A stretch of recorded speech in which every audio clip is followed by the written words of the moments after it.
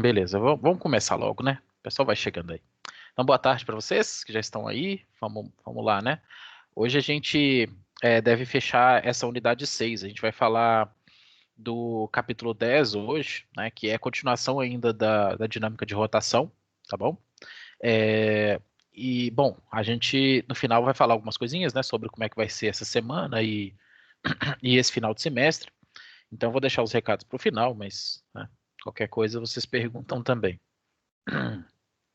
Bom, então, basicamente, hoje a gente vai retomar, né, aquela discussão de torque. Eu acho que na última aula a gente começou a definir torque, falou pelo menos da ideia.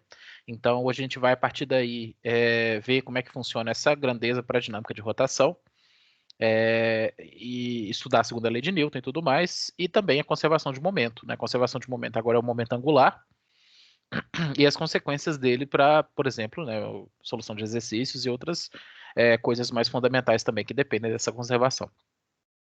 Bom, então, né, na aula passada a gente viu, na verdade, esse slide aqui, era isso? Que a gente deu esse exemplo da porta, falando que, ora, se você pensar, né, na porta aí como sendo um corpo extenso que vai girar, né, a porta ela está presa ali pela dobradiça, então ali é o eixo de rotação.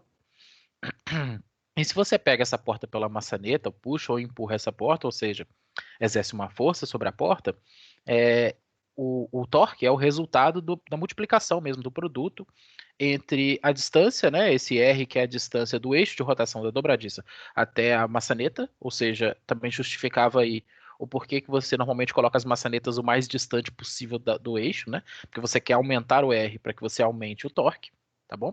E vezes a força aplicada, ou seja, se você usa um R grande, com uma força pequena você consegue abrir a porta. Se você tiver um R pequeno, você vai precisar de uma força grande para poder fazer o mesmo torque, para poder fazer a mesma aceleração angular, que é dar movimento para a porta, não é fazer ela abrir. Então, né, a mesma coisa vale, né, das mesmas, vamos dizer assim, as mesmas,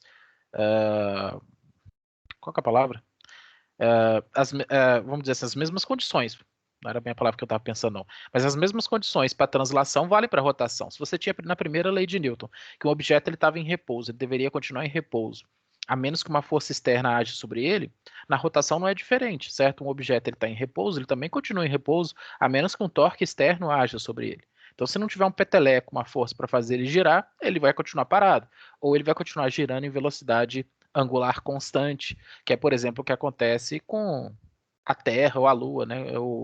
Objetos que não têm atrito, né? Estão no vácuo, não tem nenhuma força mecânica que impeça a Terra de girar, então ela conserva o seu momento angular, ela se mantém girando, né? Então, é isso aí. O que mais? Bom, tá. Então, só para caracterizar, né, a gente falou então que tá no slide seguinte aqui, que o torque, no final das contas, ele era o produto vetorial entre R e F. Então, significa que seria tipo módulo de R vezes módulo de F vezes o seno do ângulo entre eles. Ou seja, você sempre estava pegando uma componente que é ortogonal ou a F ou a R. Né? Então, tinha duas maneiras de interpretar esse seno de φ. Você podia pensar que, bom, bastasse, olha a figura aqui de cima, bastasse eu pegar aqui a distância do eixo de rotação até o ponto de aplicação da força total, né, que é esse R aqui, e multiplicar, só que não pela força F, mas pela componente que forma um ângulo de 90 graus, que é essa componente ortogonal aqui, FT, né, que ele está usando o nome aqui, de tangencial, na verdade, é tangencial ao ponto, né, sei lá, né, que é aquela característica que você faz, né? O que é na direção do raio é radial e o que não é tangencial. Então, essa componente FT aqui fica sendo o produto dessas duas fica sendo o torque, né? Então, dá para ver pela figura aqui também, inclusive, que o FT é o próprio F seno θ, né? É esse cateto oposto aqui, né? Isso não tem muito problema. Outra maneira de interpretar que, né, varia de enunciado para enunciado é você pensar o seguinte, que em vez de você considerar a componente tangencial, né, da força, você pode considerar a força inteira, mas considerar a componente tangencial da distância, né, que eu falei, é distância, né, mesmo. Eu estava falando raio aqui, mas a componente tangencial dessa distância. O que é essa componente tangencial? É a distância entre o ponto e a reta F, né, a reta que é a linha de ação da força. Então, se você lembrar lá de geometria analítica, tem uma distância mínima, né, que é a distância ortogonal aqui entre esse ponto, que é o eixo de rotação, até essa reta aqui. E o nome dessa distância aqui é braço de alavanca, né? Então, R seno φ é igual a esse pedacinho aqui. E esse braço de alavanca, dependendo do enunciado que você está resolvendo, já é um dado que ele vai te dar, né? Por isso que eu falei que é importante conhecer os nomes, mas no fundo é a mesma coisa, né? Se você pensar no cálculo, é a mesma coisa, é R vezes F vezes seno φ. Se você vai multiplicar o seno por F, ou se você vai multiplicar o seno por R, aí é com você. Só que no enunciado ele já te dá o braço de alavanca é X metros, etc. Então ele já está te dando o produto R seno φ. Então é importante você, ou R ortogonal, né?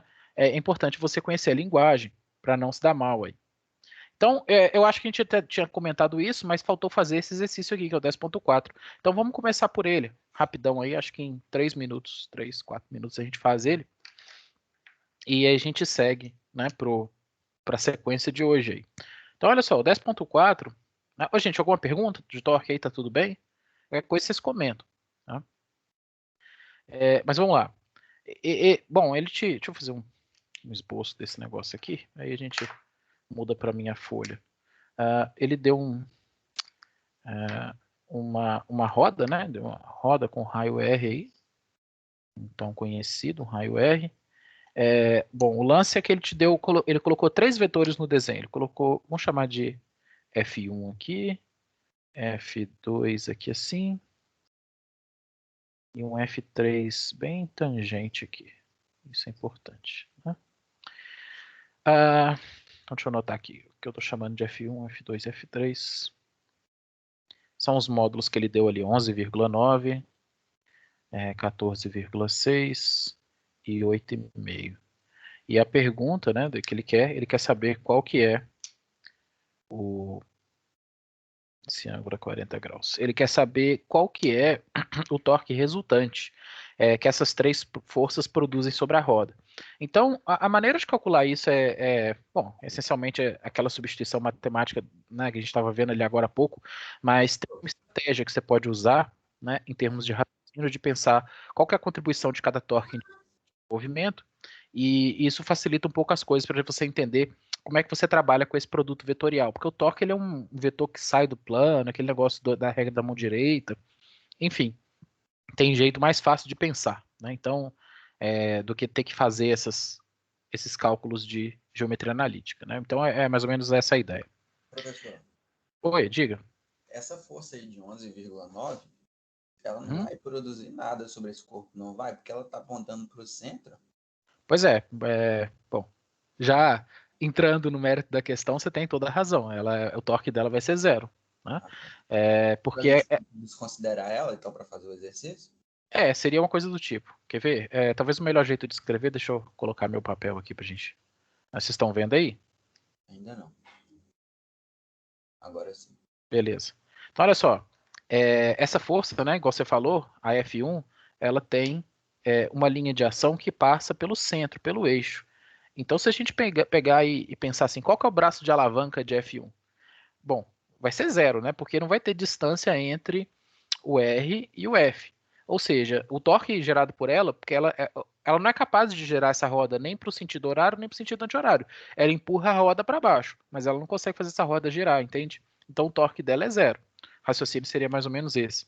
Então, mas assim, né, se você for pensar em termos da fórmula, ele quer que você calcule um torque total, então vai ser uma somatória dos 3 torques, né?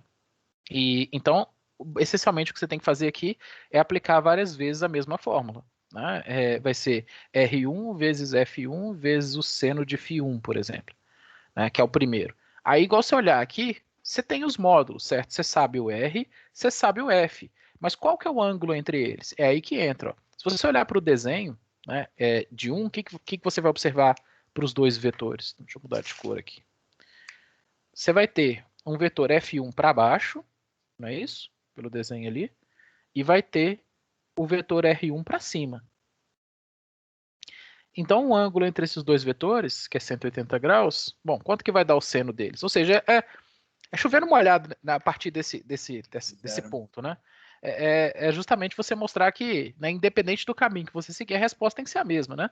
Aqui vai ser 0,350 vezes o 11,9, mas isso não importa, né? Porque o seno de 180 já vai dar zero. Então, realmente, o torque desse cara aqui é zero. Então, pelo módulo do produto vetorial, você já vê que o módulo é zero, não tem, né? Outra coisa que você pode observar, igual você bem observou, é que a linha de ação dele passa pelo eixo, então também ele não contribui para o giro. Outra, né, afirmação aqui é, bom, justamente você perceber pelo movimento, né, que seria, por exemplo, se você ignora F2 e F3 e olha só F1, você vê que essa roda não gira, né? Enquanto, por exemplo, se você pensar só no F2, dá para ver que o F2 apenas ele faz essa roda girar no sentido horário, né? Enquanto o F3 compete, né? Ele faz a roda girar no sentido anti-horário, né? Então, isso que quer dizer, né? Vai determinar para você se você tem um sinal positivo, um sinal negativo ou um sinal nulo, né? Que é zero, né? Pro torque. Então, talvez em primeira análise é bater o olho e falar assim: essa força está empurrando essa roda para que lado? Né? Se essa aqui não consegue empurrar para lado nenhum, o torque dela provavelmente vai ser zero.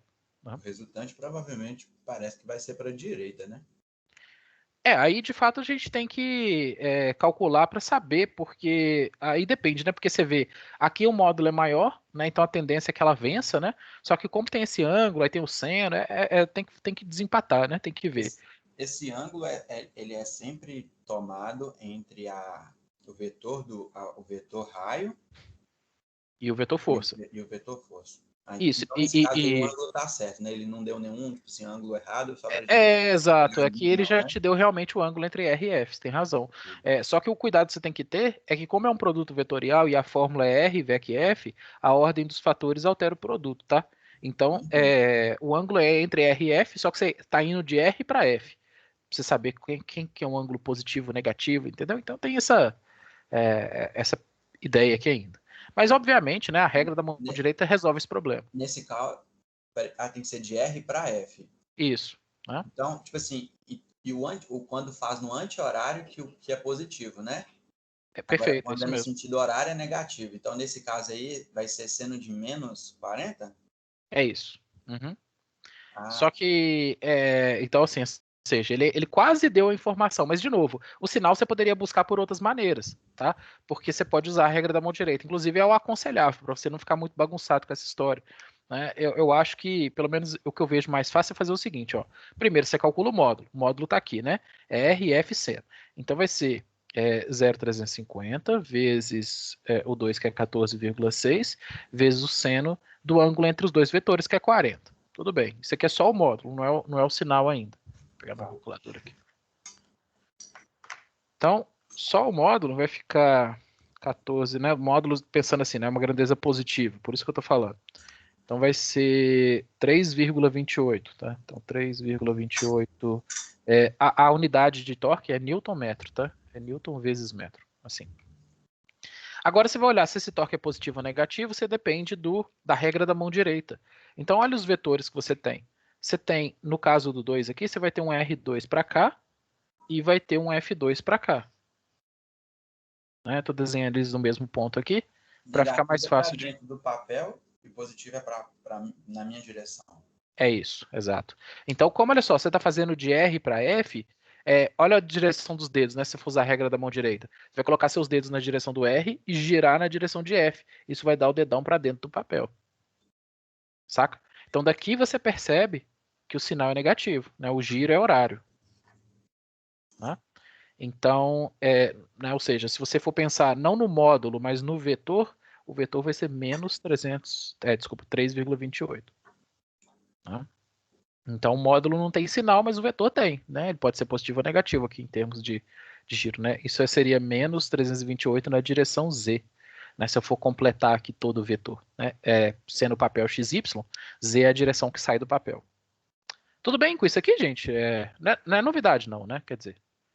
E, professor, quando entra no papel, marca com um xizinho e quando vem para a minha direção é uma bolinha? É isso mesmo. Então Tá. a anotação que você faz para desenhar no plano, né? É essa, que o Z positivo é uma bolinha saindo, né? Isso é tipo Z positivo e o Z negativo é uma bolinha entrando. Tipo como se fosse uma flecha, né? Aí ele fala aqui que você está vendo a ponta da flecha, aqui você está vendo a parte de trás da flecha. Sei lá. Aí o θ 3 aqui, que é o último, né? Desculpa, o tau 3, né? O torque 3. vai ser a mesma coisa, ó, R3, F3 vezes o seno entre eles. E qual vai ser o ângulo entre esses dois aí, gente? Olha lá, F3. F3 e R3. 90. Isso mesmo. Pelo desenho dá para ver, né? Que como ele é tangente à roda, ele tá, vamos dizer assim, no ponto perfeito, né, em termos de contribuição, porque ele já é tangencial, né? Então o seno vai dar 1, né? Ou seja, você vai ter um seno de 90, né? De forma que o próprio produto de R com F já vai ser o torque, né? Ou seja, já está em condição ortonormal. Então você não tem que projetar nada, né? Enfim, vai ficar. Bom, e o giro vai ser positivo, né? Então, em termos, vai ser mais o resultado disso daí. Vai ser 0,35 vezes 8,5, que deu 2,97 Newton-metro. Então você tinha razão, deu para a direita ainda assim, né? Porque olha só, o sinal negativo aqui, o valor em módulo do horário, né, é maior do que o do anti-horário. Então o torque resultante, torque total aqui, né, vai ser 0, que é o primeiro.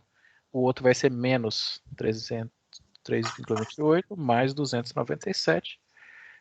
Então a resultante ainda é negativa, né? Ficou menos, deu menos 0,30, 35, né? Sei lá. Bom, aqui arredondando deu 31, né? Então, Newton metro. E então a conclusão é essa, né? Que o torque resultante é 0,31 e o sentido resultante é o horário. Então o F2 venceu, né? Tá claro, gente? Tudo bem o exercício? Os 3 Sim. torques e tal. Então, assim, ele é muito parecido com algo que você faria para a segunda lei de Newton, se você pensar, né? Que é a soma dos torques, né? Isso aqui tem um significado físico que a gente usa para explicar na segunda lei de Newton. É o que a gente vai falar agora. Deixa eu voltar aqui para o slide.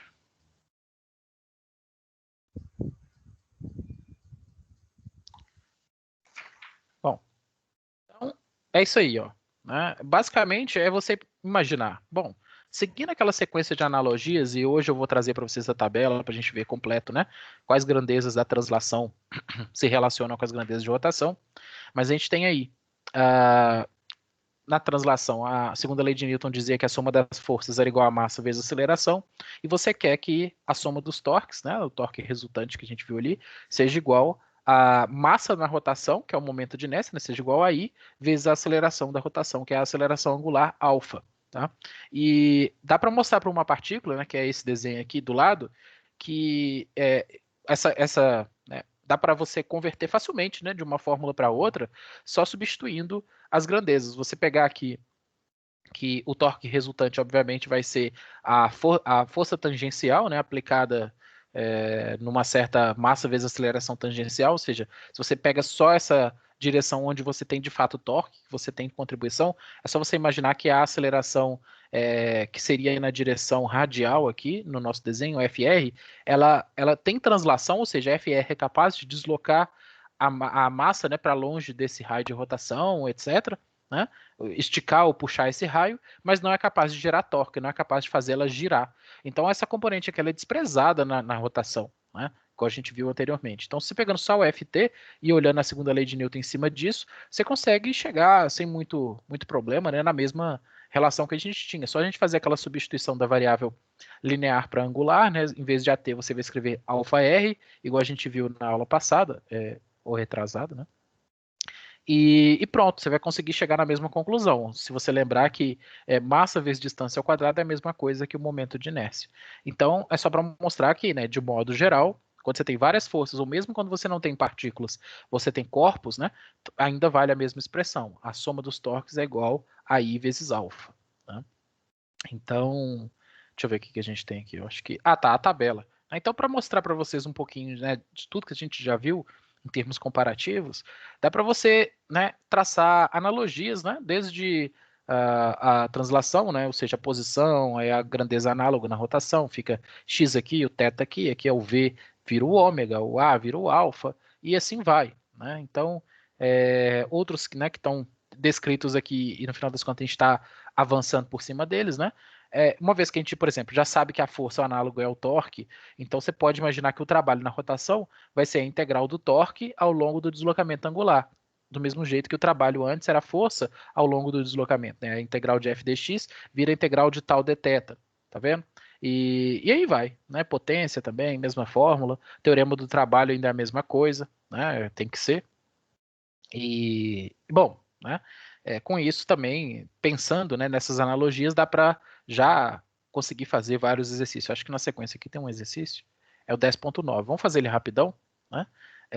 Bom, o 10.9, ele fala aí, ó, que o volante de uma máquina possui, vou anotar aqui, o volante de uma máquina possui o momento de inércia igual, então vou anotar aqui, I é igual a 1,6 kgm2, e em torno do eixo de rotação, tá? Qual que é o torque constante necessário para que, partindo do repouso, sua velocidade angular atinja o valor de 400 RPM, então, ômega de 400 RPM, no intervalo de tempo 8 segundos. Então, um exercício, no fundo, é de cinemática. Ele pergunta qual que é o torque, né?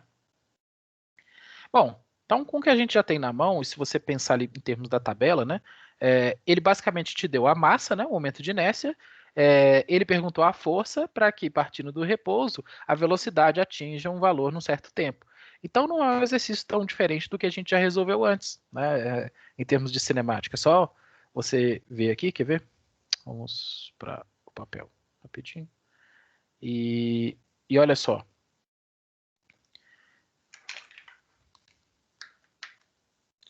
Bom, a pergunta é, qual que é o torque, né? Então, se eu quero saber quanto que vale esse torque, e torque, de acordo com a segunda lei de Newton, né, ou pelo menos pela definição, é a mesma coisa que I vezes alfa, e o I é conhecido, então, essencialmente, eu quero saber quem é alfa, porque se eu souber quem é alfa, resolve minha vida, né? É só multiplicar pelo esse I que está no enunciado. Então, repara que isso é um problema de cinemática, porque ele, né, a gente já resolveu, e tá, ele falou que esse torque é constante, né? Então, isso também ajuda bastante, né? Porque se o torque é constante, e o I também, o alfa também é uma aceleração constante, então é um movimento uniformemente variado, né? Que a gente já tinha estudado antes. E ele falou que ele parte do repouso, ômega 0 igual a zero, e vai até 400 RPM em 8 segundos. Tá? Então, você tem Quer uma... dizer que não tem aceleração? Não quer dizer que a aceleração é constante, né? Uhum. E que ela não varia com o tempo. Porque Tá. aí seria o caso, né, de você ter um acelerador, né? Mas não, você liga esse motor e ele está na mesma marcha, né? Ele está acelerando de forma constante aí. Então vamos ver. Se você. Então, ou seja, né, esse problema no fundo é um problema que nem tem nada a ver com dinâmica de rotação, ele tem a ver com cinemática. Você quer um alfa para essas condições. Então, né, se você lembrar que para alfas constantes, a aceleração média é igual à aceleração mesmo, né? Então dá para você imaginar que delta ômega sobre delta t já é a sua aceleração, a aceleração que você quer. Então você vê, é um exercício bem simples, talvez a maior parte aqui, a parte mais complicada, é justamente as unidades, porque, por exemplo, o I está no sistema internacional, está em metros e tal, quilogramas, e aqui está em rotações por minuto, que não é a unidade que você quer. Você quer normalmente radianos por segundo, né, para poder chegar no sistema internacional. Então, a parte mais complicada desse exercício, de fato, é a conversão de unidades. Né? É você pegar esse 400 rotações por minuto, tá bom? E passar isso daqui para, bom, uma rotação é igual a 2π radiano e 1 minuto é igual a 60 segundos, né? Então, se você faz essa conversão aí, ó, né? Multiplicar por 2π, dividir por 60, você vai ter o valor, né, na unidade correta. Então, vamos fazer aqui rapidão.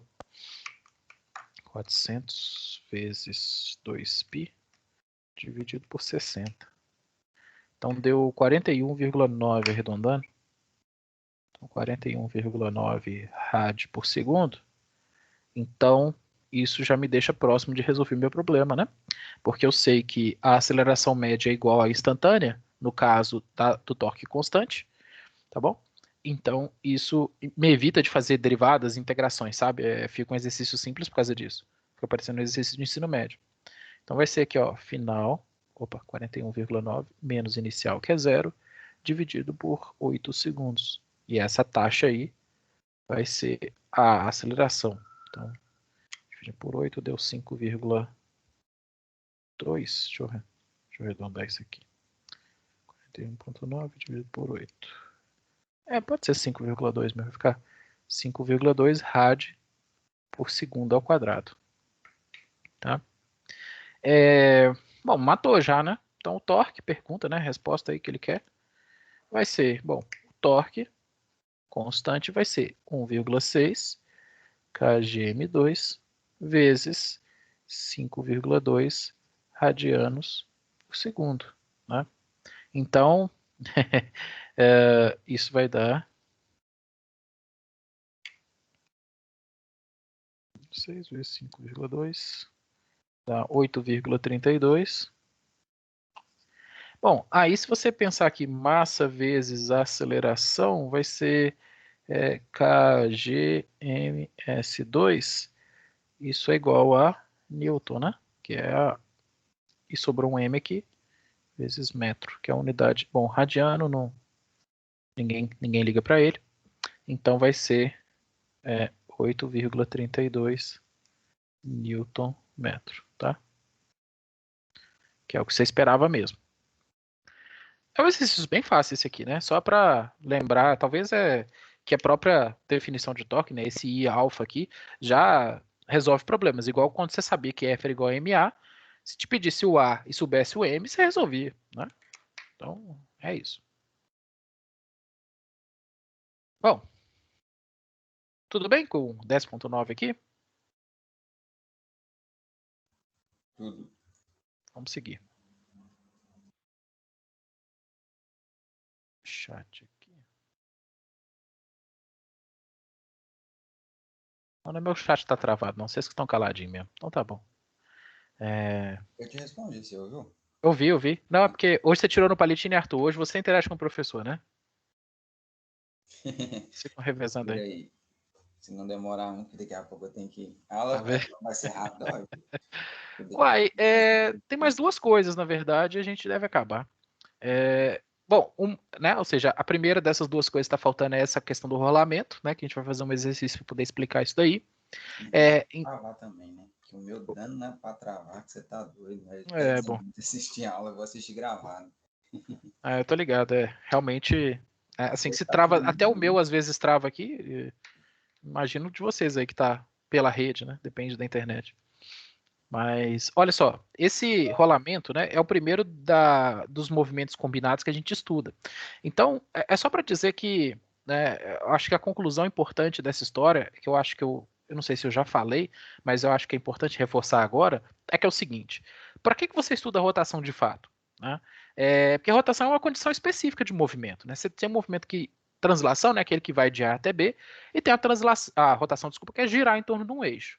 A questão toda, gente, é o seguinte, é que o que dá para demonstrar isso em mecânica analítica, né, ou seja, com tensores, com matemática um pouquinho mais bonita e mais puxada, é que todo e qualquer movimento que existe, né, movimento mesmo de qualquer coisa, ele pode ser escrito como uma combinação de translação mais rotação, tá certo? Então, se você, né, manda um foguete para Marte, né, ele vai ter uma trajetória toda doida. Ou se você vai mandar uma sonda para fora do sistema solar, né, tipo a Voyager. Não é uma tarefa trivial você planejar essa trajetória.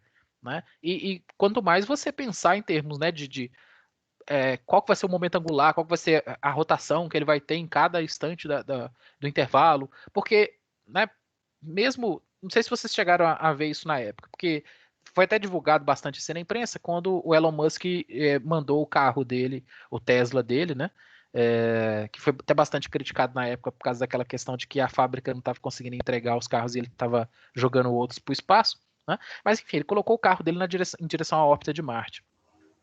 Só que não é tão simples você jogar alguma coisa e acertar Marte. Né? Não é nada trivial. Né? Esse Elon Musk É, é aquele cara mais rico do mundo? é ele mesmo. Né? Ah, tá. Então, bom, ele é Tá rico, né? Então ele fazendo uns pode, né? vídeos esses dias. Ah, mas Mas como assim? Ele jogou um carro para você Marte? não viu isso, não? Eu sei que ele construiu o foguete que consegue pousar de novo, né?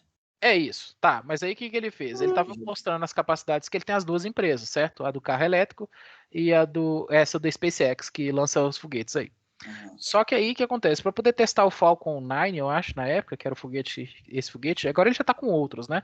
Mas ele basicamente mostrou que ele era capaz de jogar em órbita, né, suborbital e além da suborbital, uma massa de mais de 1 tonelada, porque isso é uma espécie de parâmetro para saber se você é capaz de fazer lançamentos de satélites comerciais e coisas do tipo, né?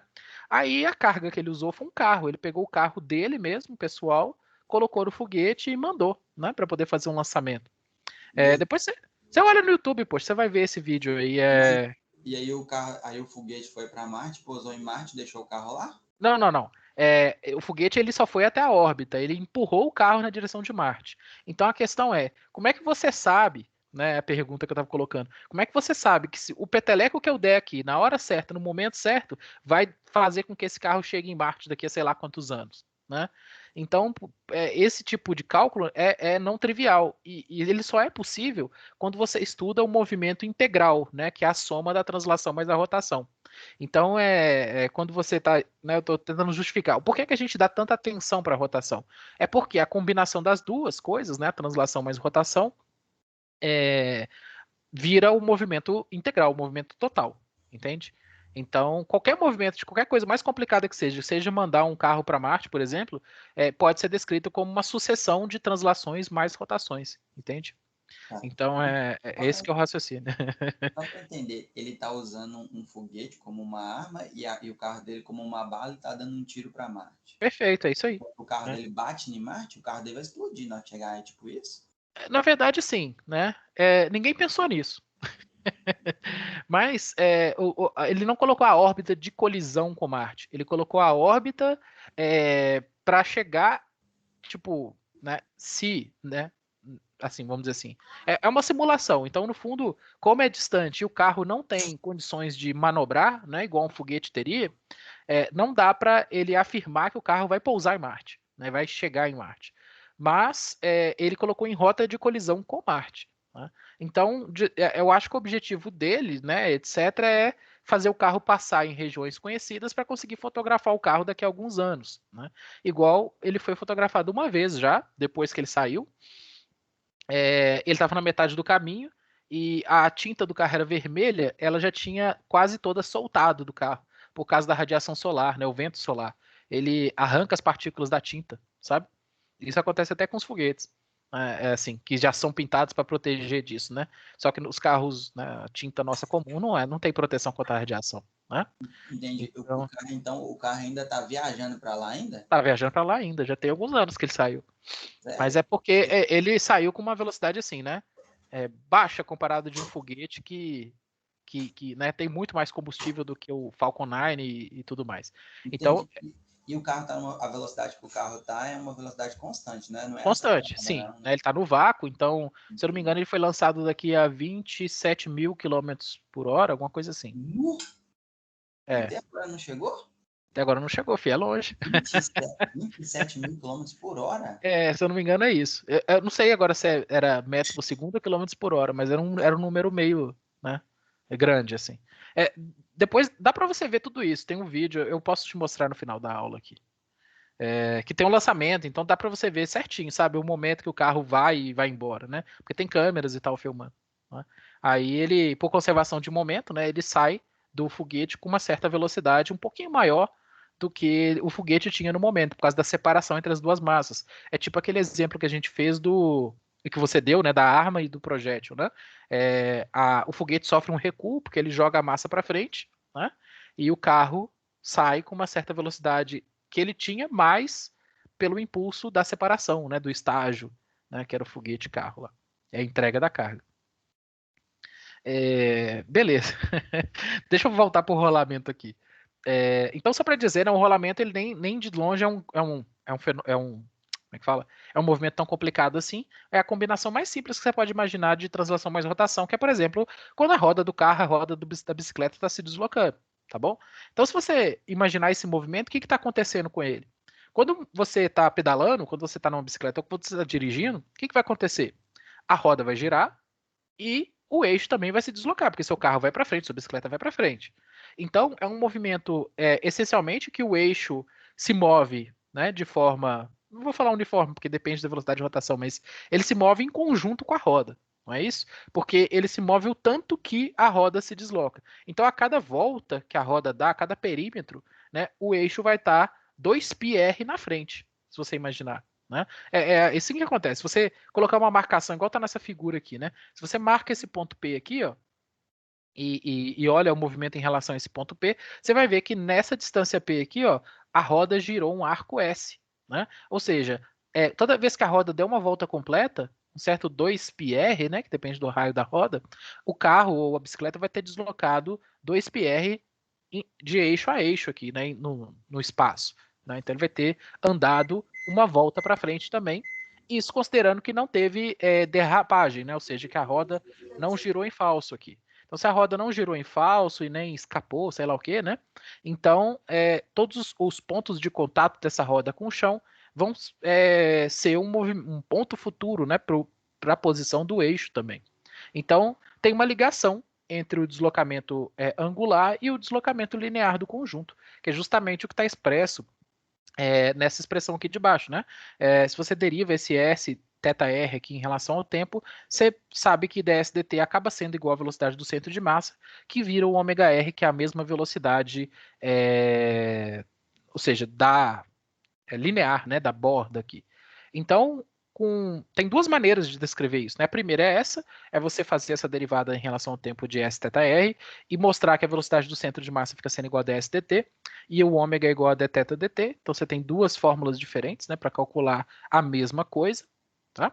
Então, dependendo do dado que ele te der, ou seja, se ele te der a velocidade do centro de massa, você também consegue o ômega, e se ele te der o ômega, você também consegue a velocidade do centro de massa, certo? Isso é um tanto óbvio, né, porque eles giram em conjunto aqui.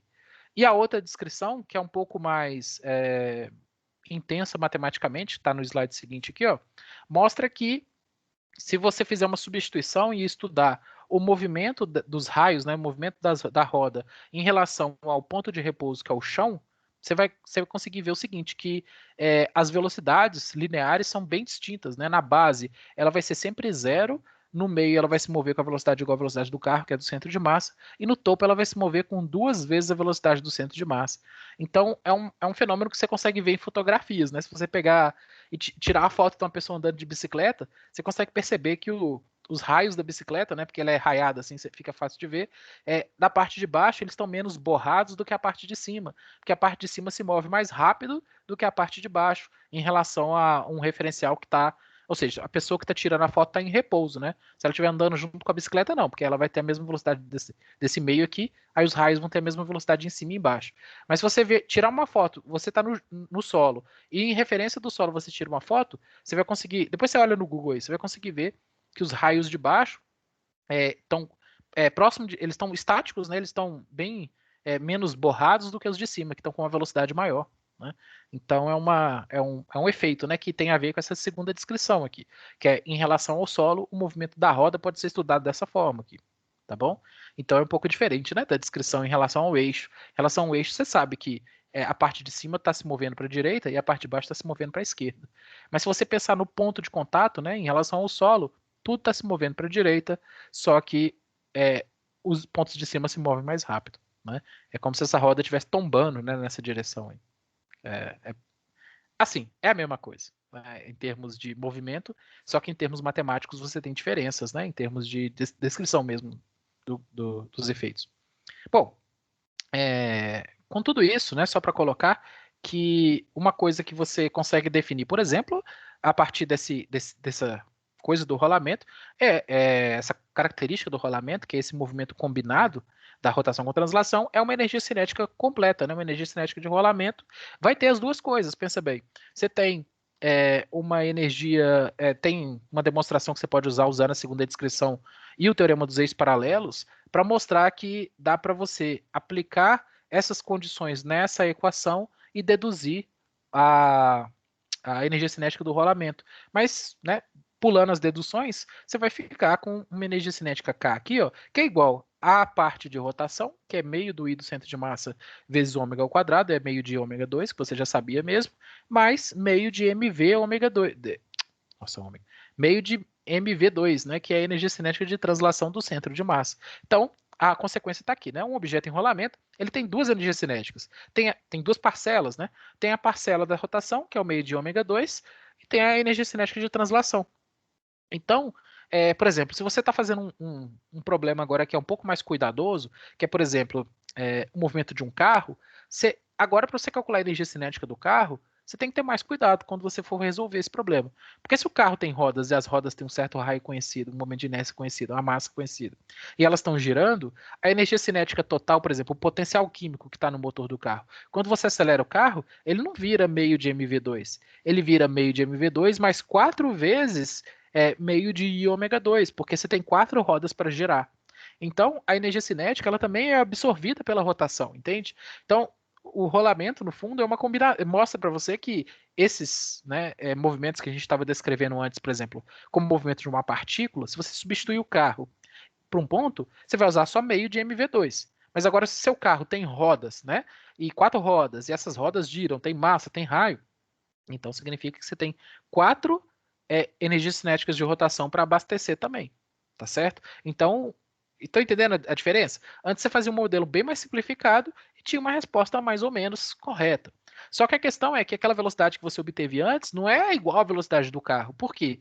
Porque você também precisa de energia para fazer as rodas girar, tá certo? Bom, ou consequência, né? As rodas girando que vão dar o movimento também. Então, né, é uma coisa indissociável. É para dizer que um carro faz o rolamento, se você não está derrapando, no caso, né? Se você estiver derrapando, você vai ter mais energia de rotação do que de translação, né? É igual quando você vai dar essas arrancadas aí, não sei o quê, né? Cara, joga o torque lá no não sei aonde, aí você tem muita energia de rotação queimando borracha ali, né? Girando em falso, e não tem nada de translação, você não está deslocando para frente, né? Então isso é o famoso jogar gasolina fora. Né? Bom, se o seu objetivo é se mover, né? Se o objetivo é impressionar, aí já não é jogar a gasolina fora. Bom, então, quer dizer, né? Você tem agora essa fórmula, que é uma combinação da rotação com a translação, beleza? E vamos fazer um exercício. Deixa eu ver se dá tempo. Nós estamos bem. Falta 2 exercícios, tá, gente? Esse mais um. O 1023, eu acho que ele é rapidinho também, ó. O 1023 ele fala o seguinte, ele fala aí, ó, uma roda de 392 newtons, então ele te deu uma massa aí, sai do eixo de um caminhão em movimento e rola sem deslizar ao longo de uma estrada inclinada. Bom, só para você ter uma noção aí do que está falando, pelo resto do enunciado aí fica mais ou menos claro, né? Ele está falando que na base do morro a roda tinha 25, ela se soltou do caminhão, né? Então aconteceu um acidente, né? A roda soltou e ela vai subir o morro, tá certo? Então, na base de um morro, ela tá girando a 25 radianos por segundo. Ele te deu algumas informações sobre o momento de inércia e o raio, e falou que o atrito realiza trabalho sobre a roda à medida que ela sobe o morro até parar, uma altura h acima da base do morro. Ele quer saber aonde que a roda vai parar, que altura, né? Quão longe a roda vai. Então, você vê vídeos, né, no YouTube aos montes aí desse tipo de coisa acontecendo, tipo uma roda se deslocando sozinha e tal, mas é justamente por causa disso, né? Porque ela tem energia, né? Ela tem energia de rotação, de rolamento, né? Então ela continua transladando se ela se solta do objeto, né? Já que ele não vai conseguir desacelerar, e a roda só vai parar pelo atrito, não é isso? Então, tipo assim, vídeos de roda se deslocando sozinha tem aos montes. Impacto, né? Hã? Ou pelo impacto. Ou pelo impacto, ou ela acertar alguma coisa, certamente. Eu vi ontem você falando nisso, ontem eu tava vendo no Instagram um vídeo do caminhão se perdendo 2 rodas e quase acertou um ciclista. Filho, te falar que. Aquelas rodas cabulosas, esse trem sai voando. É muita energia, né? Se você parar pra pensar.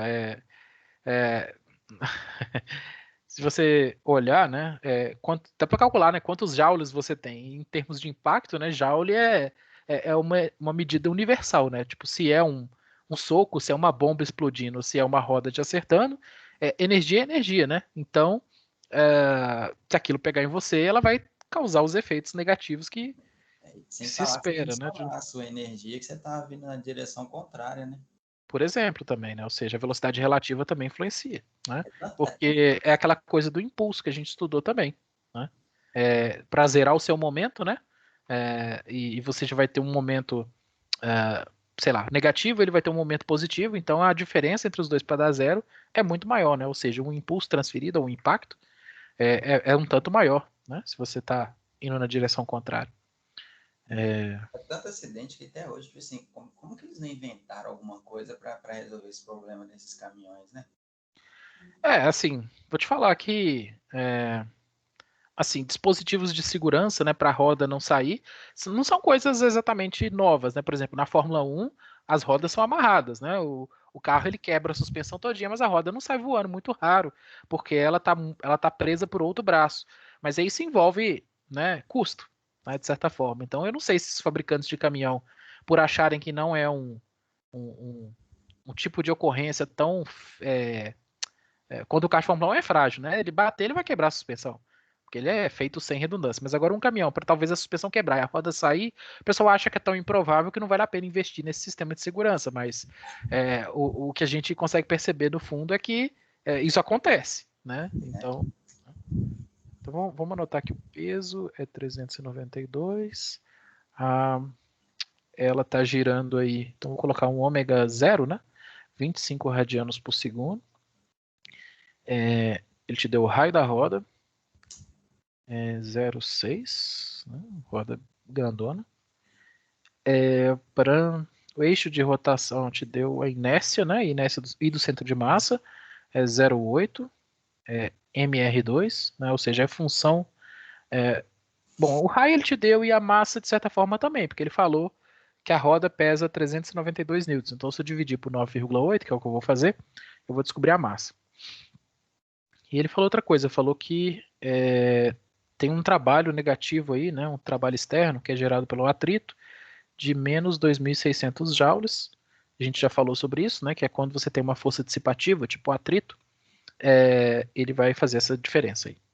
Bom, então... 40 quilos a roda. 40? É isso aí. 40.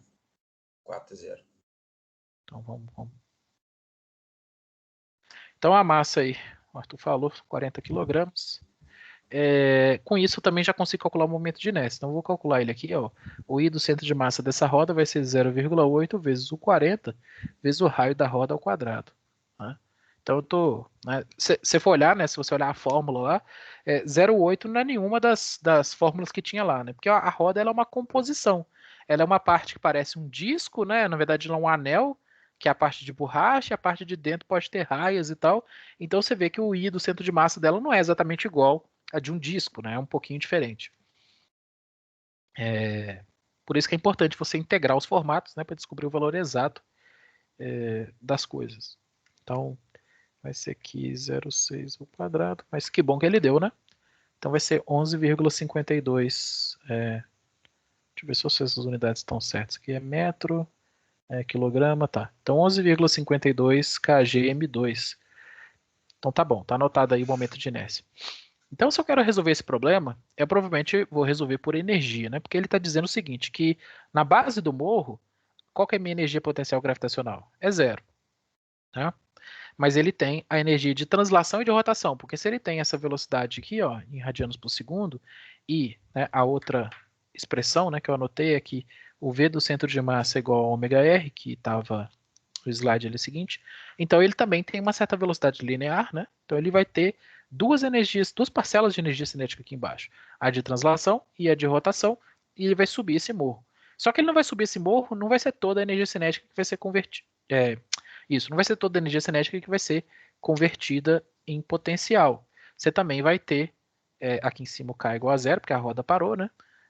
Você também vai ter o atrito nesse negócio. Então, o que vai ser? Bom, vai ficar aqui o trabalho total é igual o trabalho mais o trabalho externo, né? E o trabalho pelo teorema é igual a ΔK, né? E, bom, ou menos ΔU, né? Depende do dado que você tem para resolver o exercício. Mas o exercício aqui, ele basicamente, vamos pensar, Esse ele... trabalho externo aí é o atrito, né? exato, é o atrito. Então vai ser... Uh, bom, vamos calcular as parcelas e depois a gente soma tudo, né? Porque eu acho que fica um pouco mais fácil de entender. Qual que era a variação da energia cinética, então? A variação da energia cinética vai ser, bom, final menos inicial. Você vai ter lá em cima 0 e a energia cinética inicial vai ser meio de ômega 2 mais meio de mv2. Né? Por causa do rolamento, você tem as duas parcelas. Bom, vamos deixar os sinais, depois a gente resolve isso. Então vai ser... tem que ser negativo, né? Esse negócio, no final das contas. Vai ser meio de 11,52, que é o I que a gente calculou, vezes 25 ao quadrado, né? Esse primeiro termo aqui. Mais o outro que vai ser meio de 40 vezes a velocidade, vamos fazê-la aqui. Vai ser 25, que é o ômega, vezes 0,6, dá 15. Então, isso aqui vai dar 15 metros por segundo.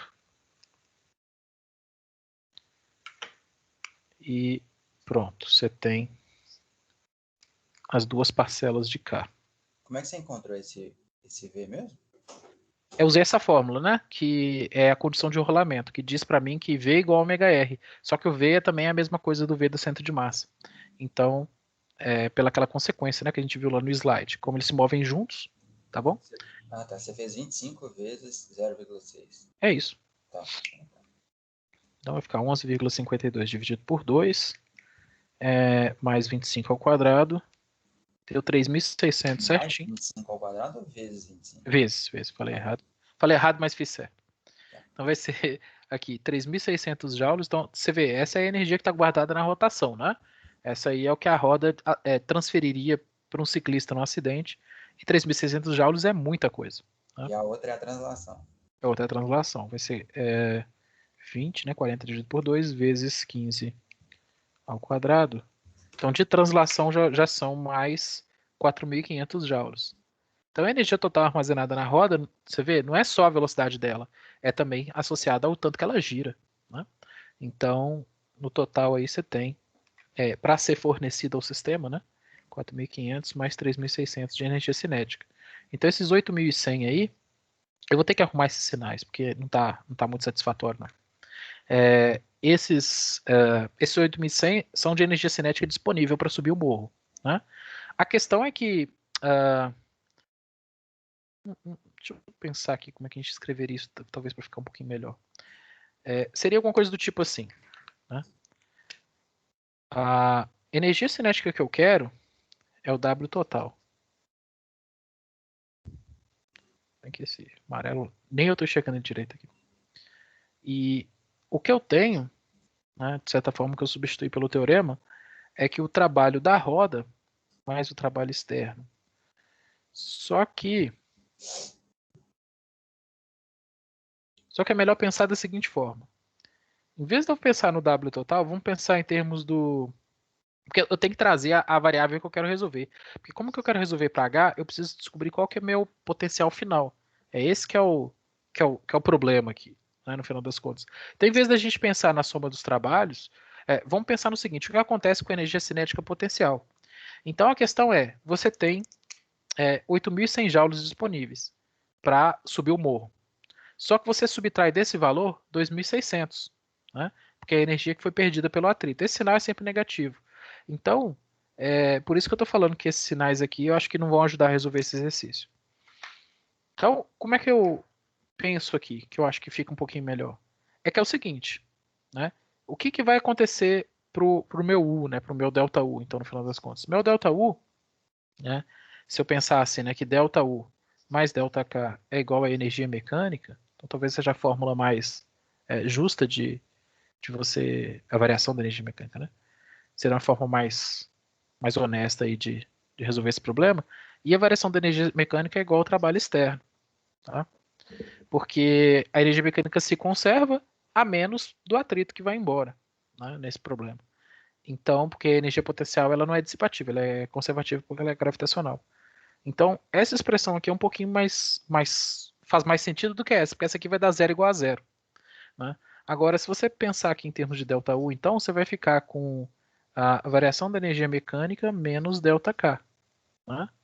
E essa fórmula, essa que vai dar, tá vendo? Porque vai ficar ΔU é igual à variação da energia mecânica, que é menos 2.600 joules, e menos com menos vai dar mais 8.100. Né? Então por isso que eu falei que esses sinais estavam um pouco estranhos, mas estava por causa da maneira que eu montei. Né? Eu não quero o trabalho total, eu quero o ΔU. Né?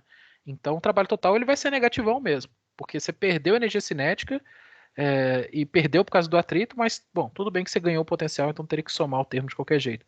Mas daria zero, né? Se você fizesse essa conta aqui, somando esses dois lados. Então, não é uma expressão talvez tão interessante quanto essa daqui que resolve o problema. Tá? Então, tá bom? Então você tem que pensar assim, para fazer. E, bom, com isso já dá pra gente. Deixa eu mudar de página aqui que acabou o espaço. Já dá pra gente poder escrever, então. Depois no final você deixa de só tirar uma foto lá da primeira página? Tudo bem. Aí vai ficar 2.600 mais 8.100. Então, quanto que a energia potencial tem que subir para a roda chegar lá? Vai ser essa diferença aí, ó, 5.500 joules. Então, isso é igual à energia potencial gravitacional. E a energia potencial gravitacional ela é o quê? Ela é mgh. Né? mg, você sabe que é 392, que ele te disse, né? Enunciado, vezes o h. Então, h, que é a altura, né, tão alto que a roda vai aí no morro, vai ser 5.500 dividido por 392, para dar a resposta em metros, né? Então, vai subir 14,03 metros, tá? Em relação ao nível da base do morro. Né? Bom, né, que é muito razoável, né? Se você imaginar, é bastante. Né? Então, você pediu aí para voltar, ó, né? Então, talvez, né, embora eu só, né, não usei isso, tá? Então, usei daqui. Tem como passar a outra? Só vamos tirar o foto do finalzinho rapidinho, por favor? Aí. Obrigado. Mas tá claro? Então, quer dizer, é um probleminha de energia, né, essencialmente, e que os cuidados que você tem que ter é que o rolamento vai te dar dois termos de energia cinética, né? Mas de resto é muito parecido com a solução que a gente já tinha feito para esse tipo de problema antes. Você calcula a variação da energia cinética, pega o atrito e calcula a variação da energia potencial, né, em função dela, porque é o que ele quer que você faça no final das contas, né? Então, vamos lá, vamos voltar aqui para a gente fechar, que falta uma seção ainda, que é o momento angular. Então, rapidinho, né? Dando sequência aí. Momento angular, né, do mesmo jeito que você tem a analogia com o momento linear, ele está associado à conservação, né, do movimento de rotação.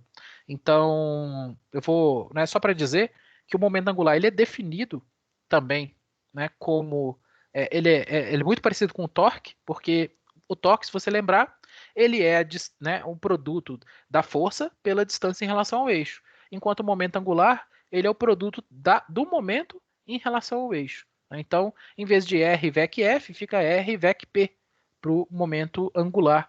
Mas ele vale as mesmas condições. Você também precisa calcular o seno φ, que é o ângulo entre eles, e essa mesma condição de braço de alavanca também funciona para calcular momento angular. Então, a analogia aqui, a forma de cálculo, é muito parecida. Né? A unidade ela não tem também nenhum nome especial, fica quilograma M2 sobre S, que é uma unidade feia demais, mas né, é o momento angular. O que é importante aqui? Né? Bom, a fórmula de cálculo está aí, mas é você pensar o seguinte, que do mesmo jeito que a gente definiu depois a segunda lei de Newton como a variação do momento linear, também dá para imaginar que a segunda lei de Newton da rotação, né, ou seja, o torque resultante, também vai ser igual à variação do momento angular, e isso não vale só para uma partícula, isso vale para um sistema também. Tá bom? Então, quando você vê assim, Lzinho, normalmente você está falando do momento angular de uma partícula. Mas quando você vê Lzão igual está aqui, ó, você está falando do momento angular de um sistema. Tá? Então, vale, de novo, as mesmas condições. Quer dizer, se você tem um sistema em equilíbrio, onde não tem nenhuma força externa, não tem nenhum torque externo, tá bom? Então, o momento angular ele tem que se conservar no seu sistema. Então, a conclusão, ou pelo menos assim, o princípio, ainda é muito parecido. Eles têm efeitos diferentes na natureza da coisa, sabe? Você conservar um momento linear tem uma característica no fundo, né? Porque, igual a gente falou disso em física, a gente falou que as conservações de momento, na verdade, as conservações de um modo geral, elas funcionam em qualquer área da física, né?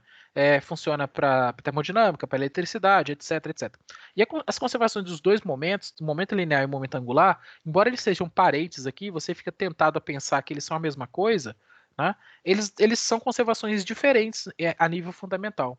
Tá?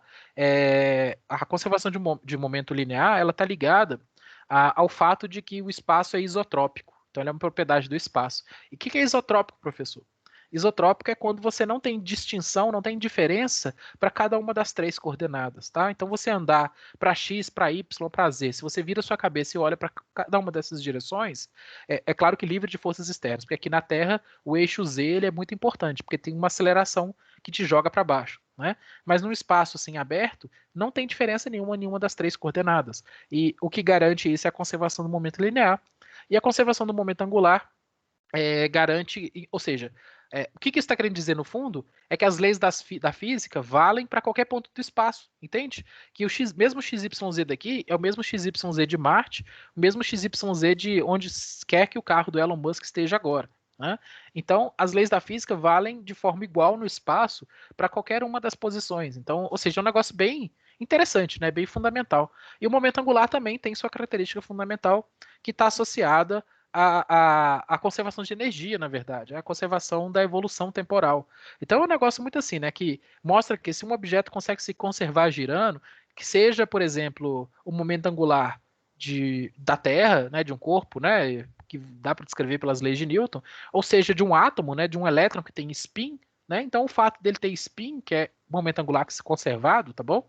É um outro nome para momento angular conservado, permite com que ele faça determinadas, vamos dizer assim, né? Isso é uma propriedade que permite com que ele, por exemplo, interaja com certos objetos ou não. Ou seja, a conservação de momento angular ela aparece na física inteira, tá? E ela tem uma característica própria, né, em termos de conservação que tem a ver com essa mais com a conservação de energia do que com a isotropia do espaço, tá bom?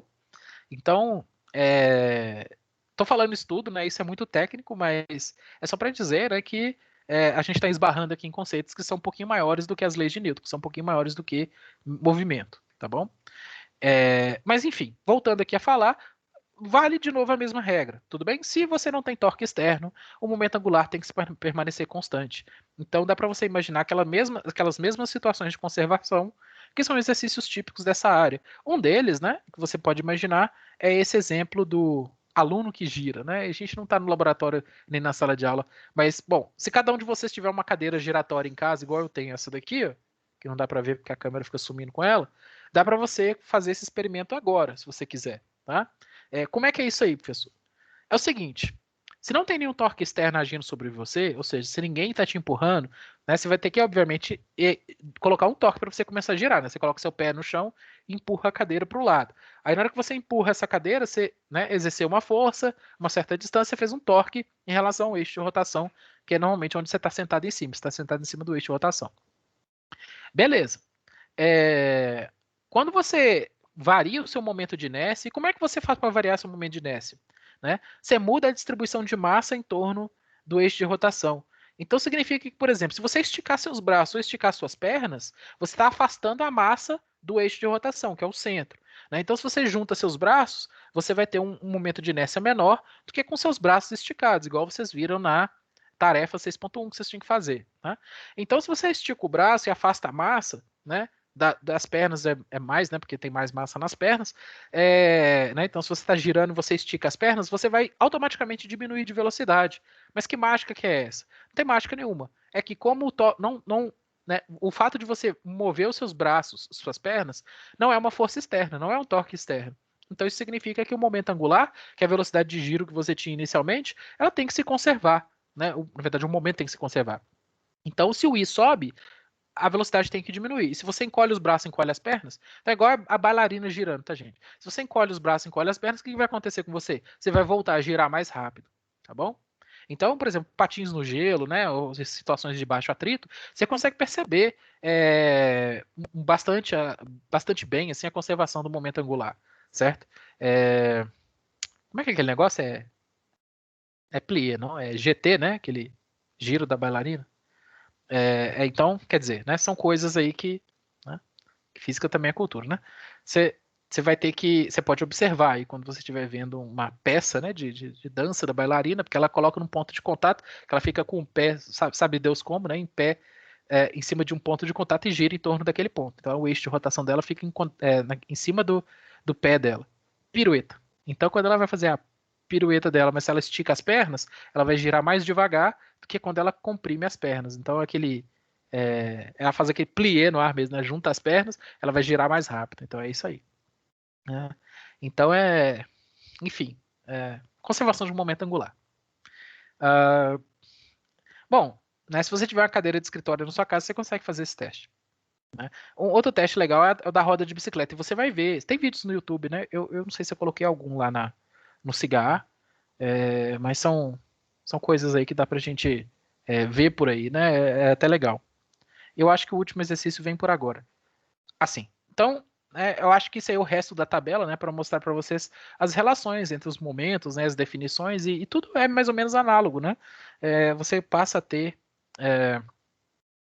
uma lei de conservação e segunda lei e tudo mais, enunciado nos dois tipos de variáveis. Mas a consequência que é o que eu estava falando para vocês é que, por mais que seja apenas uma substituição de variável, o efeito que é a conservação angular, para a natureza, é diferente do efeito da conservação linear.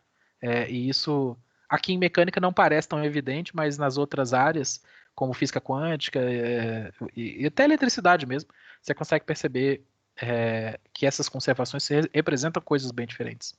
Tá? Que é bem curioso. Né? Mas é coisas, né? Com mais física na cabeça, vocês vão perceber isso daí também. Bom, aí tem esse exemplo. Será que dá tempo? É o teste 46. Deixa eu ver aqui. Tá, ele não é também complicado, não, porque ele é um exercício algébrico, tá vendo? É colisão de um asteroide, né? Então, esse é o famoso exercício assim, né? Era só o que faltava, né? Para 2021 ficar mais maravilhoso, né? Suponha que o asteroide, né, se desloque aí, né? Indiretamente para o centro da Terra e venha colidir com o nosso planeta na altura da linha do Equador, penetrando na superfície terrestre. Né? Então ele vai acertar na veia, né? Ele vai acertar igual aquela força F1 do problema lá que a gente viu. Porque se ele vai acertar, se ele está direcionado para o centro da Terra, ele não gera um torque sobre a Terra, né? Ele só empurra a Terra para longe, tá? Pelo efeito do impacto. Ele vai Mas esperar o movimento de translação da Terra? não, então, também, mas assim, a pergunta, né, se a gente ler aqui, olha só, tá assim, ó. Qual teria que ser a massa desse asteroide em relação à massa M da Terra para que o dia ficasse 25% mais longo do que atualmente em decorrência da colisão? Suponha que o asteroide seja muito pequeno em comparação com a Terra e que essa seja homogênea. Né? Então, basicamente, ele está te dizendo o seguinte, que, bom, tem, né, várias aproximações aqui, mas quando ele fala, o principal quando ele fala que o asteroide está mirando o centro da Terra, significa que ele mesmo não dá um torque externo para a Terra. Então, a única forma de fazer esse asteroide variar a rotação da Terra, né, é alterando o momento de inércia da Terra. Né? Então, a ideia aqui é depositar na crosta terrestre uma massa M, que vezes r ao quadrado, que é o raio da Terra, né, mude o momento de inércia da Terra de forma tal que o dia fique 25% mais longo. Então é aquela história, é uma colisão inelástica, né? Ele vai vir, vai bater e vai grudar na Terra. E esse aumento de massa, né, vai fazer uma variação. A Terra continua girando em torno do próprio eixo, isso não mudou, mas esse aumento de massa vai fazer com que, por conservação de momento angular, a Terra passe a girar com velocidade diferente. Tá? Assim, para sempre? Hã? Para sempre? Para sempre. Né? Porque um lado vai estar mais pesado que o outro. Não necessariamente. Quer dizer, sim vai estar, né? Mas essa alteração, que é, vamos dizer assim, imediata, ela vai acontecer pela variação do I. Né? Agora, se a Terra vai estar desbalanceada, e eu concordo com você, vai estar, né? Aí já é outra história. Mas o que, né, isso faz acontecer, né, o fenômeno que a gente já observa, que é a precessão da Terra. Então, a Terra ela é desbalanceada, ela tem precessão, ela vibra em torno do eixo. Desbalanceada? Ué. Tanto é que essa precessão do equinócio, né, da Terra é que faz as estações, né, e tipo, que bom que ela é desbalanceada, porque a gente tem verão, tem inverno, tem outono, tem primavera. Tudo bem que a gente mora perto do Equador aqui no Brasil, não faz nem diferença isso não. Mas no topo faz mais diferença se ela tá mais inclinada ou menos inclinada em relação ao Sol, sabe? Eu achei que isso se dava porque tem momento que a Terra está mais próxima do Sol do que outras, né? Bom, também, né? Porque a órbita ela é levemente elíptica, mas tá mais relacionado à posição, vamos dizer assim, né? A inclinação de rotação. Né, exatamente. A diferença entre a inclinação ou o momento que ela está de precessão e a posição em relação ao Sol. Então tem a ver com o ano, né? Porque tem a ver com se você está perto do periélio, se você está próximo do Sol, se você está afélio, se você está longe do Sol, né? Então se você está em regiões mais próximas do Sol, até pelas leis de Kepler, que é a matéria da semana que vem, né? Que está na aula gravada, você vai andar mais rápido, né? A Terra se desloca de translação mais rápido quando ela está mais próxima do Sol do que quando ela está mais longe. E isso também afeta a precessão um pouquinho. Né? Então, um negócio, né, se você parar para olhar, tudo faz muito sentido, mas é muito louco. O que a gente está falando? Ah, sim. Então, ou seja, aqui realmente né, tem esse efeito adverso, né? Que é a Terra vibrar mais do que ela deveria enquanto ela gira. Né? Mas né, vamos não considerar isso por enquanto. Né? Eu acho que se um asteroide que altere a rotação da Terra tanto assim, né, o último dos nossos problemas seria a Terra desbalanceou, né? Porque a gente não estaria aqui para ver. Né? Então, bom, basicamente o que ele quer é que o período, né, o T, seja 25% maior, tá? A massa da Terra é emisão. E deixa eu ver, ele não te deu nenhum outro dado, né? Ele só falou que o asteroide é pequeno em comparação à Terra, né? Tudo bem, que a Terra é homogênea, então é só para desconsiderar algumas coisas. Bom, então, vamos pensar aqui. Né?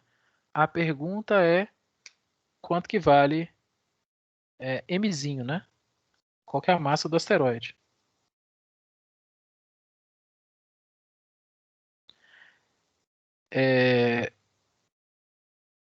Tá.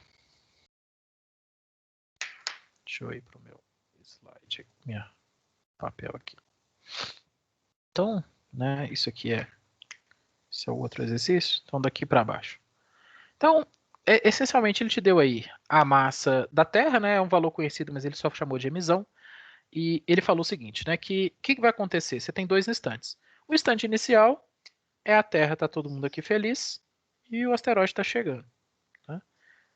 E no momento final, o pessoal não está tão mais feliz assim,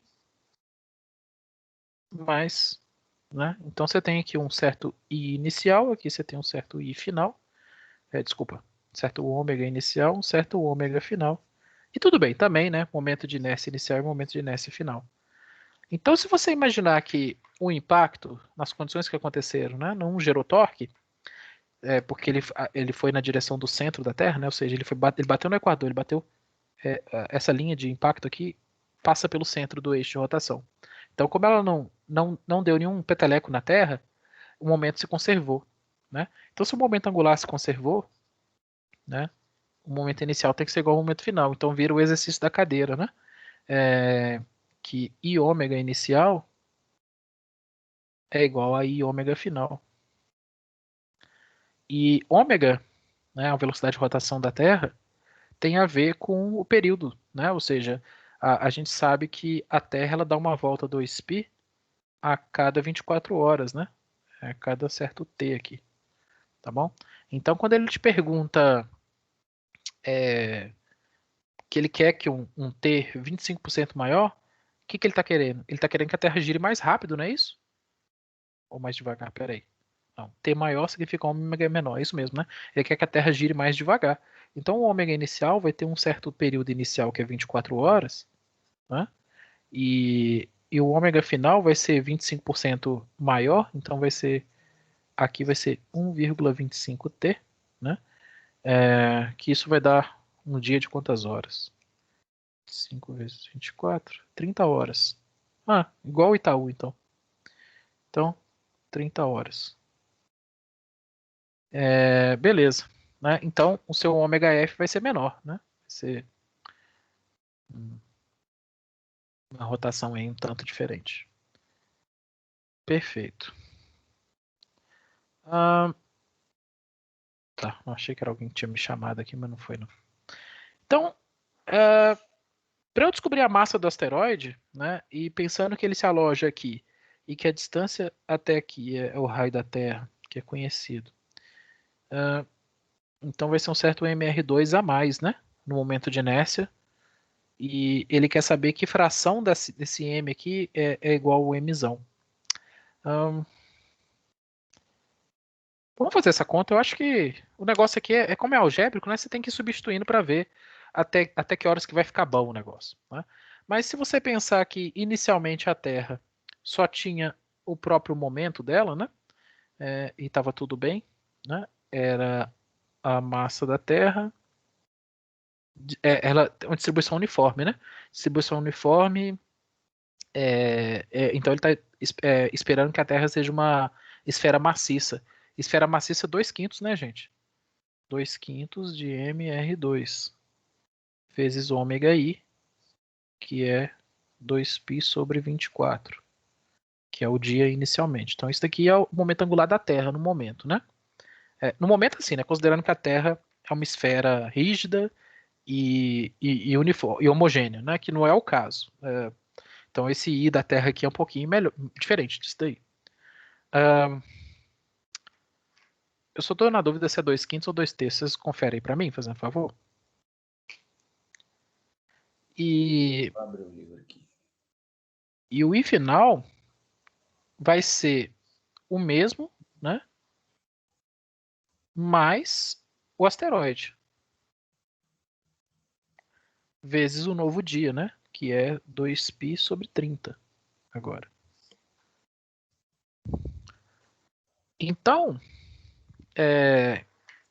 se você reparar, o raio da Terra não faz diferença porque ele aparece dos dois lados, né? R2 aqui vai cortar com os R2 que tem do lado de cá. Se botar em evidência R2 aqui, dá para eliminar eles, né? A mesma coisa o 2π. O 2π também aparece dos dois lados, não faz diferença. É mais ou menos isso, né?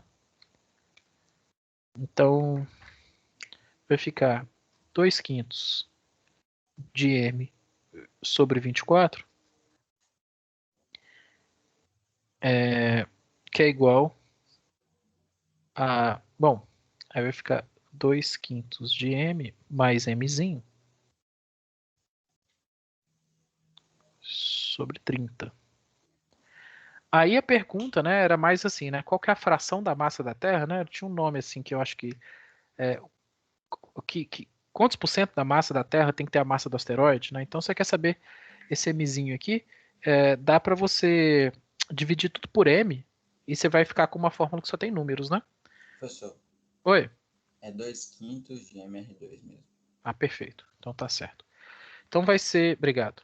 Então vai ser assim, né? Você vai ter, vou dividir tudo aqui por m, vai ficar assim. Vai ficar 2/5, deixa eu fazer essa conta aqui logo. Então 5 vezes 24 deu 120, então vai ficar 2 sobre 120, vai ficar desse lado aqui 1 sobre 60, que é igual. Eu estou dividindo tudo por m, né? Que é igual a 2/5 m sobre mzão vezes 1 sobre 30.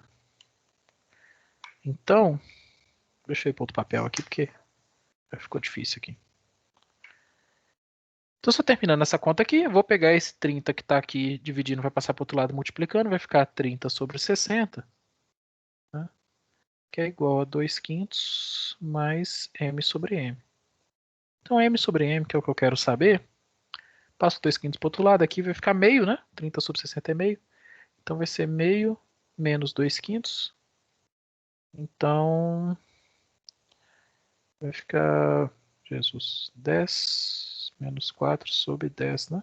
Colocando aqui o mínimo múltiplo comum. Virou... Peraí, o que eu fiz? Não é. 5, né? Desculpa. Então é 5 décimos, isso mesmo. 5 décimos menos 4 décimos, que é igual a 1 décimo, que é igual a 10%. Então, um meteoro tem que ter 10% da massa da Terra. Meteoro asteroide, né? Asteroide tem que ter 10% da massa da Terra, que é... Bom, ninguém nunca viu um asteroide tão grande nessa região, então acho que a gente saberia com muitos anos de antecedência se alguma coisa do tipo fosse acontecer. Porque ele é meio grandão, né? Mas é basicamente isso daí. Eu não sei se ficou muito claro o exercício, né? Enfim, ele é um exercício de conservação. Desde que você saiba o momento inicial e o momento final, desculpa, desde que você saiba a velocidade inicial e a velocidade final, ele te deu isso de forma disfarçada, porque ele falou do período de rotação. Então você era obrigado a lembrar que velocidade angular é 2π sobre o período, ou seja, é inversamente proporcional. Né? Então, com essa modificação aqui, né, do período, usei 24 e 30, substituir valores para ficar mais fácil, mas se você fizesse 1,25, dava no mesmo, dava a mesma resposta. Né? Então, sabendo a diferença das velocidades, você acaba que sabe a diferença que os i's têm que ter, e com a diferença dos i's, usando o momento as fórmulas corretas, né, da esfera e tudo mais, você consegue chegar nessa conclusão aí que tem que ser 1 décimo da massa da Terra, né, o asteroide para alterar o dia em 6 horas. Bom, opa. Professor, você pode colocar tudo numa imagem só para me tirar a foto? Sim, senhor. Não, por favor. Peraí. Calma. Aí, ó, acho que deu. A imagem só tá carregando um pouquinho, que ela tá com a qualidade baixa. Agora deu. Bom, peraí. Pronto, obrigado. Beleza. Isso aí talvez é até bom tirar foto para quinta-feira, tá? Bom, então é o seguinte. Hoje a gente volta na quinta-feira para a gente fazer nossa última atividade, não é isso? Essa atividade vai ser o seguinte, tá? Então tem pouca gente aqui, eu vou ter que colocar uma notícia no cigarro, né, para o pessoal não ficar aí, né, todo perdido. Mas vai ser uma atividade em grupo que vocês vão vir, tá bom? Para fazer na hora da aula, me entregar até o final da aula. Tá? Então, de 1 às 2h40, né? Que é o horário máximo aí, vocês têm que me entregar, enviar lá pelo cigarro essa tarefa avaliativa síncrona 2 para valer. Então, ela vai fechar, né, nesse horário, tá? Então, você tem prazo para poder mandar. Provavelmente vou deixar de 1 às 3, né? Para ter alguma coisa aí de tempo para upload, tá bom?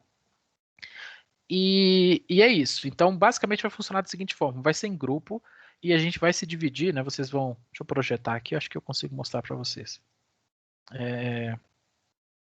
Nós temos aqui, ó, no nosso cigarro, as salas de estudos, né? Que são essas salas permanentes aqui, tá bom? Que vocês podem entrar e trabalhar. Então, vocês vão ter que usar, né, essa sala, porque eu vou basicamente fazer chamada, né, olhar aqui quem está fazendo e vou passar de sala em sala também, né?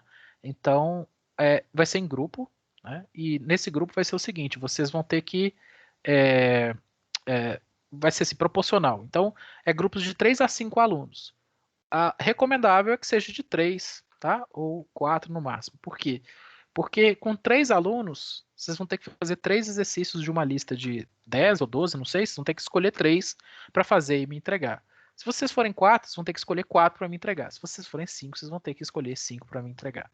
Então, o aumento de trabalho é linear com a quantidade de alunos. E 6 eu nem digo, porque 6 é melhor você dividir em 2 grupos de 3. Tá? Então, tá bom entre 3 e 5, sendo que se vocês escolherem um grupo maior, saibam que vocês vão ter que lidar com mais exercícios. Eu tô falando assim porque sempre me pergunta, né? Ah, professor, mas fulano estudou junto com a gente, não sei o que. Então, mas saiba que vai ser um exercício por cabeça mesmo assim, tá? Então, você ter um grupo maior não é exatamente vantagem. O que eu ia falar é o seguinte, é que os grupos, vocês têm a liberdade para formar eles, eu recomendo que vocês postem lá no SIGA, né? Lembrando, no nosso SIGA tem o fórum da unidade 6, então se vocês já postarem lá no fórum da unidade 6, qual que é o grupo? Coloca lá, grupo 1, fulano, ciclano, beltrano, e aí eu já sei, vocês podem também manter os grupos do trabalho também, não tem problema, né? Mas vocês têm que me avisar, porque eu preciso configurar o sistema para que vocês consigam enviar o arquivo com o grupo correto, tá? Então, eu tô mostrando, mas vocês não estão vendo, não. Mas vocês sabem, né? Aqui no Cigar tem essa... Tá bom? Esse fórum aqui, que tá aqui, ó,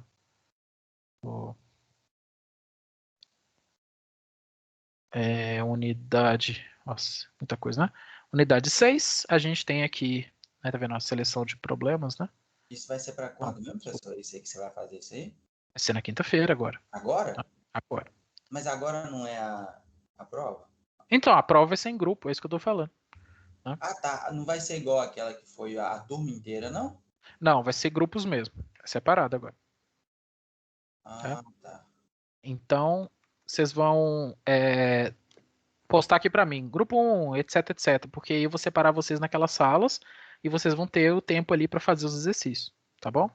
Então, são exercícios assim que estão desde a matéria de colisão, né, dos relatórios que vocês fizeram, né, do capítulo, basicamente capítulo 8, 9 e 10, né? Então, é isso. A gente vai ser da unidade 5 e 6. Né? Ah, oi, Júlio. Mas esses exercícios, assim, você vai deixar a lista com a gente e a gente vai escolhendo ou vai ser algum tipo de sorteio? Não, vocês vão escolher. Vocês vão ler, aí vocês vão ver lá os 10 anunciados, dos 10, 12 anunciados, quais são os três que vocês conseguem, né? Que vocês. Esse aqui eu acho mais fácil. Eu estudei essa parte. Aí cada um escolhe o seu, né? No caso do grupo, né? Escolhem os três exercícios. Aí vocês vão me dizer, né? Quais vocês escolheram, coloca lá na folha. Porque vocês vão fazer uma submissão única. Então tem isso. Vocês vão ter que ter o tempo ali de juntar o arquivo, né? Escanear PDF, né? Mandar a foto pro colega. O colega vai juntar e me mandar, tá bom? Então, aí é bom que vocês coloquem lá o nome das pessoas do grupo, os exercícios escolhidos, tá bom? E é isso. Aí você me mandou, resolveu. Tá, Jair. Obrigada. Porra, nada. Então, para ganhar tempo, é isso que eu tô falando. Postem aqui logo o grupo, beleza? Ou então vocês colocam assim, vamos manter o mesmo grupo do trabalho. Aí pode ser também. Só que aí, vocês pelo menos me avisando, já me adianta a vida na hora de quinta-feira para eu organizar a submissão, né? Porque eu tenho que colocar no cigarro quem tá junto com quem para conseguir contar que você fez o trabalho, né? Que você é do grupo. Então, é isso, tá? Então, deixa eu voltar aqui nos slides, mas eu acho que era isso mesmo, né? É isso mesmo. E na semana que vem, na verdade já acabou, né? Semana que vem não né, vai ter exame especial para quem ficar de exame especial. Então, vocês fazendo atividade na quinta-feira, talvez sexta, sábado eu já vou ter lançado todas as notas, tá? Na verdade, sábado ainda não. Na verdade, no domingo que eu vou ter que lançar, porque vocês têm prazo até sábado para entregar a última lista, não é isso? Então, provavelmente assim que vocês entregarem, eu já vou estar fechando as notas, no final de semana mesmo. E essa 7.1 vai ser vou colocar ela logo, né? Provavelmente no final de semana mesmo. E vai ser um questionário, né, um Kahoot, na verdade, que se você quiser assistir a aula da gravitação e fazer, vai valer ponto extra para você, tá? Então, aí, né, dependendo da situação, né, você ficou lá no 59,5, você vai precisar mesmo fazer, né, para poder evitar de fazer um exame especial, entende? Então, é mais uma chance aí de recuperar uma nota perdida, uma atividade que você não fez, ou para subir média mesmo, se isso importa para você, né, no caso, para matrícula é bom, né, ter um rendimento melhor. Então é mais ou menos isso.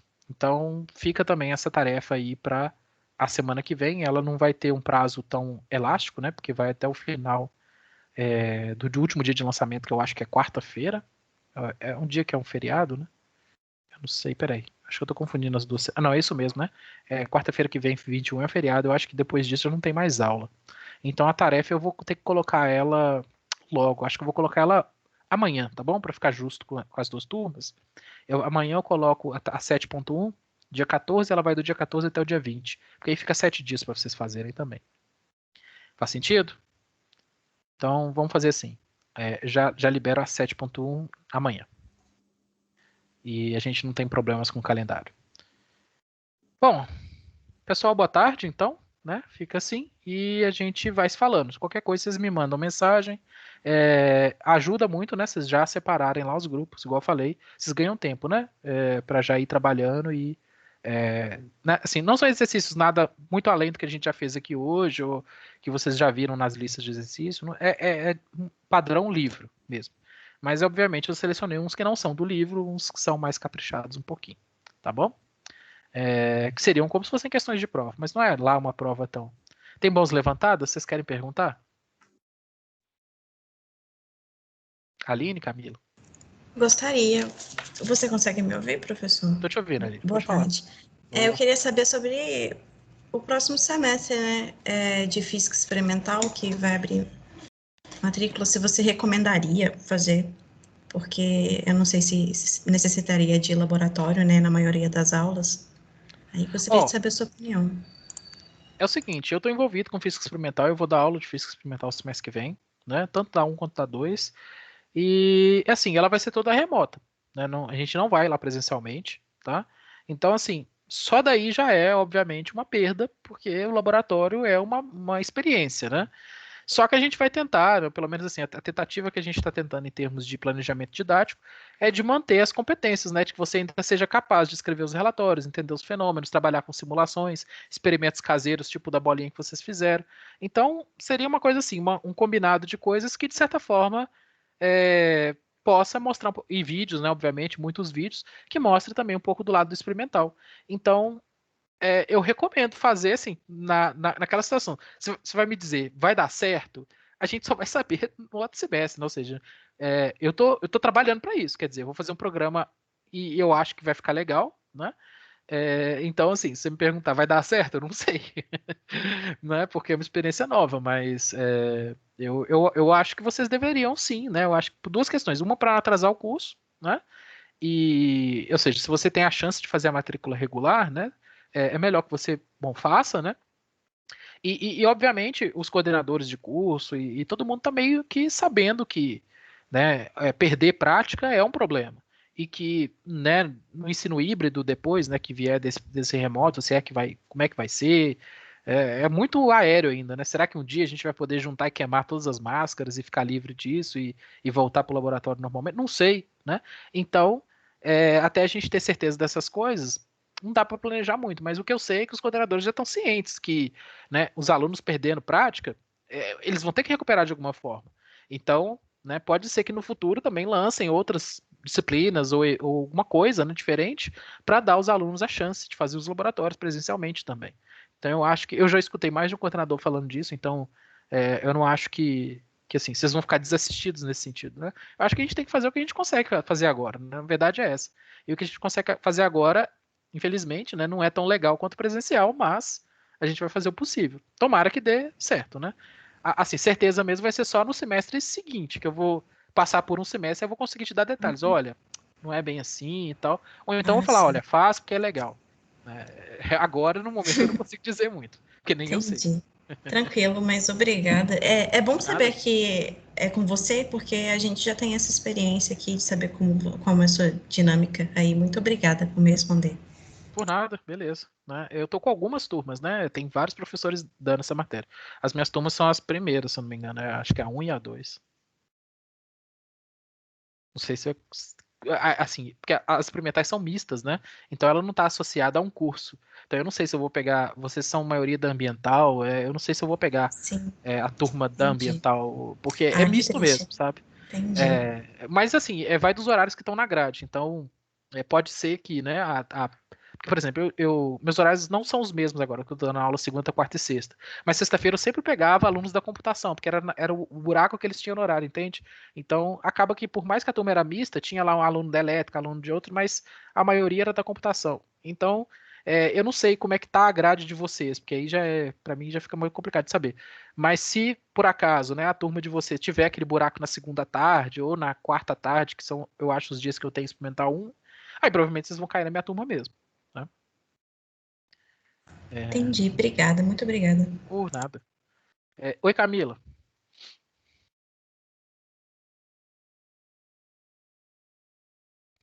Para essa gravação. Ô, Camila, eu não tô te ouvindo, não. Vi que você abaixou a mão aí, mas... Deixa eu parar a gravação aqui.